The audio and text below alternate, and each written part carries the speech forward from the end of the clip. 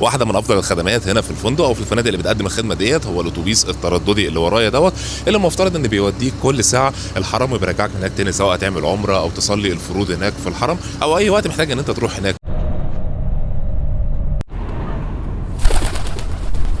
بعد الاتوبيس ما بيوصل هنا بيك موقف اسمه كوداي. الموقف ده طبعا المفروض ان هو موقف وسيط بينقلك للاتوبيس التاني اللي انت هتبدا تركبه علشان يوديك على الحرم المكي على طول.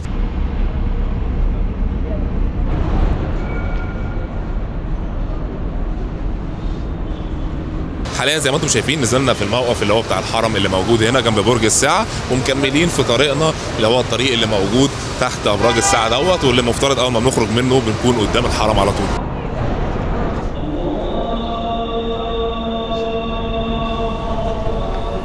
دخول البيت الحرام بيكون عن طريق انك تقدم رجلك اليمين بكل اجلال واحترام. اللي ورايا ديت بوابه 2، ودي اقرب بوابه تقدر تدخل منها على الكعبه مباشره. في بدايه العمره اول حاجه بتبدا تعملها قبل ما بتشوف الكعبه او قبل ما بتدخل يعني هو ان انت بتبدا تكشف الكتف الايمن ليك، وبتقول الدعاء دوت: الصلاه والسلام على رسول الله، اللهم اغفر لي ذنوبي وافتح لي ابواب رحمتك، اعوذ بالله العظيم وبوجهه الكريم وبسلطانه القديم من الشيطان الرجيم.